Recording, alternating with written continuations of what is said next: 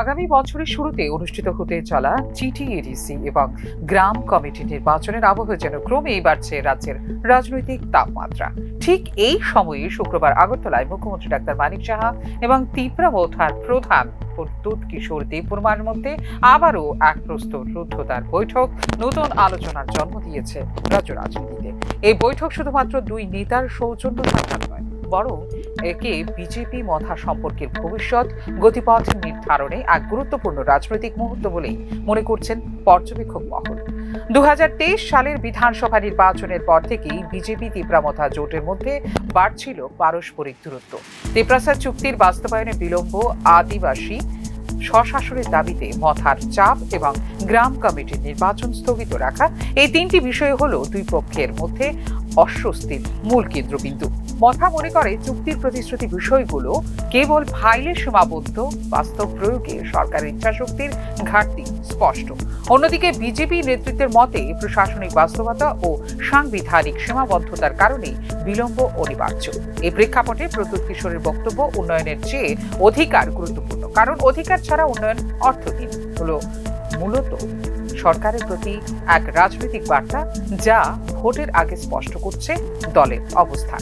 বৈঠকের পর প্রকাশিত বার্তাগুলো থেকে বোঝা যায় প্রদ্যুৎ সংঘাত নয়, চান সংলাপের মাধ্যমে সমাধান। তবে তার বক্তব্যে অধিকারের নির্ভর রাজনীতির ইঙ্গিত স্পষ্ট, যা সামনে এনে দেয় তীব্রামথার মূল রাজনৈতিক দর্শনকে। মুখ্যমন্ত্রীর সঙ্গে বৈঠক সার্থক হয়েছে এবং তেপ্রাসা চুক্তি বাস্তবায়ন নিয়ে সার্থক আলোচনা হয়েছে বলে এদিন জানিয়েছেন প্রদ্যুৎ কিশোর দেববর্মন। लेकिन हमने अपना पॉइंट रखा है, उन्होंने भी अपना पॉइंट रखा है एंड हम लोग आशा करते हैं कि ये बात अच्छी तरीके से आगे बढ़े और त्रिपुरा में सबका बेनिफिट। सर, तिप्रासा का बारे में क्या बातचीत हुआ? जो भी बात हुआ है वो हम बात प्रक्रिया चल रही है, लेकिन ये वेलकम स्टेप है कि हम लोग बात कर रहे हैं। Sir, was there any but we are moving ahead. That is the most important. And he has given his concern on most of the issues. As I said, we are moving ahead. We are not going back. You are not going back. We are moving ahead. Thank you. রাজনৈতিক বিশেষজ্ঞদের মতে প্রদ্যুতের এই অবস্থান সমঝোতা নয়, চাপের কৌশল। অর্থাৎ মুখ্যমন্ত্রীর সঙ্গে সংলাপ চালিয়ে তিনি কেন্দ্র ও রাজ্য উভয় সরকারের উপরেই চাপ বজায় রাখতে চাইছেন বলে মনে করছেন রাজনৈতিক বিশ্লেষকরা। অন্যদিকে মুখ্যমন্ত্রীর সঙ্গে প্রদ্যুৎ কিশোর দেববর্মনের এই ধরনের বৈঠক হলো সম্পর্ক মেরামতের প্রচেষ্টা বলে মনে করছে শরিক দল বিজেপি। বিশেষ করে আসন্ন ত্রিপুরা উপজাতি স্বশাসিত জেলা পরিষদের নির্বাচনকে সামনে রেখে পারস্পরিক সহযোগিতা গুরুত্বপূর্ণ উভয় দলের কাছেই। তবে এদিন এডিসি বা ভিলেজ কমিটি ভোট নিয়ে কোনো আলোচনা হয়নি বলে স্পষ্ট ভাষাতেই জানালেন প্রদ্যুৎ কিশোর দেববর্মন। बारे में कुछ बात हुआ क्या? नहीं, हमने इलेक्शन के बारे में बात नहीं किया। इलेक्शन एक अलग प्रक्रिया है।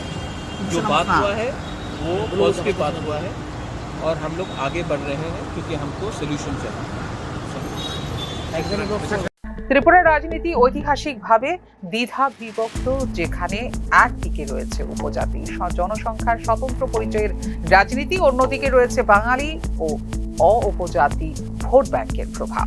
জোটের ফাটল মেরামত করে নির্বাচনের আগে জনজাতি অংশীদারদের আস্থা ফিরিয়ে আনতে বিজেপি কোনো ভূমিকা নেবে কিনা তা স্পষ্ট নয় এখনো।